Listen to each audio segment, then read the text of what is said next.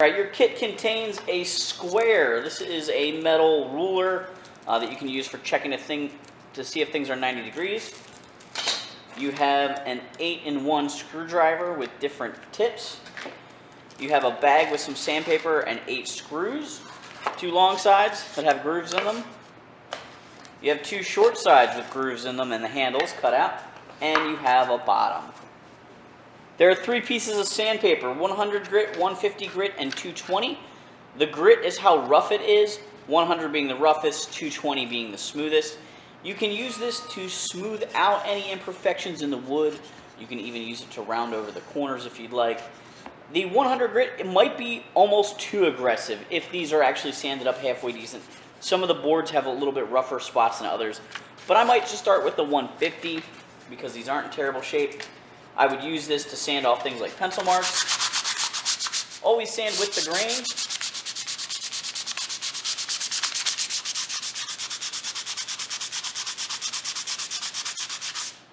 As I mentioned, you could round off the corners if you want.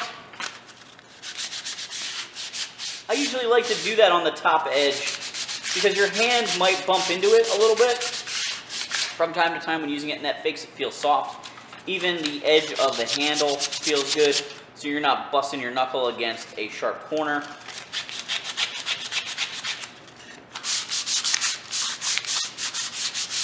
Okay, the 220 you can use to sand it even finer, or if you choose to put a finish on your project, you may want to use the 220 paper to sand lightly between coats of finish.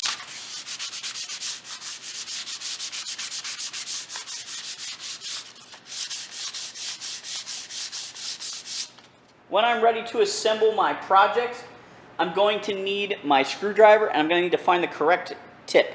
There are different types of screwdriver tips here.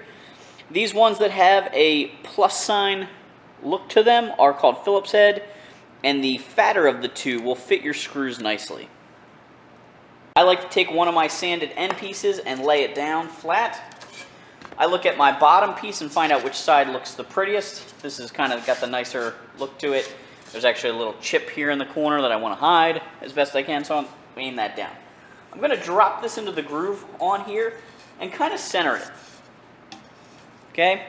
Then I'm going to take one of my long sides and slide it down. It'll fit over the bottom, and then it'll fit into this little dado we cut on the ends of the piece. I mean rabbet. There's a groove in the side and a rabbet on the ends there. All right. Once you have that done, you can take the top piece. This one's a little bit trickier to get lined up, but you can kind of wiggle it in here.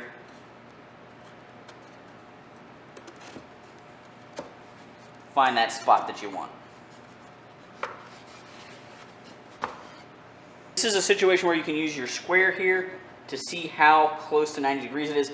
If you have a gap out here, then your whole project might be a little crooked. You might have to lean a little bit or jiggle it a little bit to try and get it to be square. But these notches that we've cut should help align everything. I'm going to take my first screw and set it in the pre-drilled hole. The top part is pre-drilled, but this side has not been. So you're going to be forcing it through there. I'm going to line up my bit, and I'm going to twist this.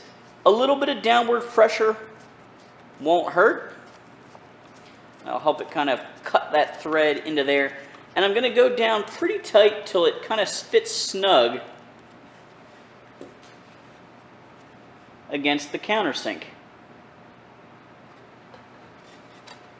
I'm going to continue this process as I move around the project.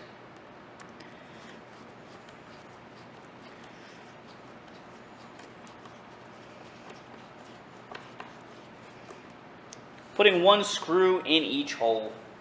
It is possible that you'll end up with a pesky corner like this one. You may have to kind of wiggle it and force it and make it go where you want it to go, line things up to put that last screw in. This is where having a clamp or someone that can help you hold things may come in handy. Oftentimes that's not available, but if it is, you know, take advantage of a little brother or sister, mom or dad, somebody that can help you hold things in place while you put that screw in there.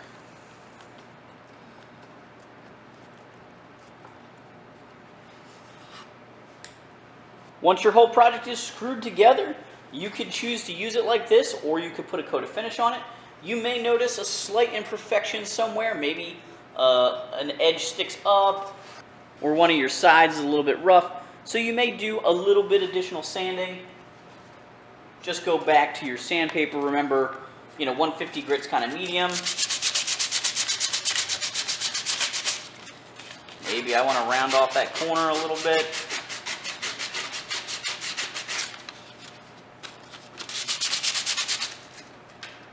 If I need to remove a ton of material, I may want to go back to the 100 grit.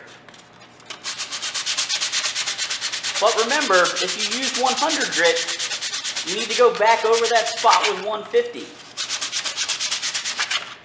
Because the 100 grit sands fast, but it doesn't leave it as smooth.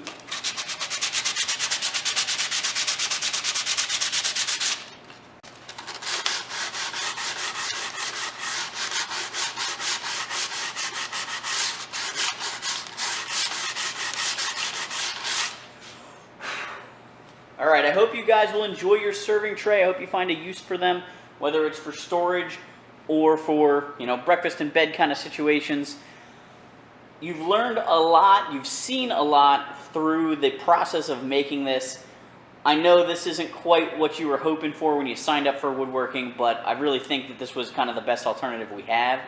And I actually was building something. It was a Christmas present for someone else. Like, someone else ordered it, but I was assembling it for them. And it was very similar with pre-drilled holes, and I had to put screws in to put together this step stool project. And it made me think a lot of you guys over the weekend as I was assembling that product that came from Amazon in a very similar situation.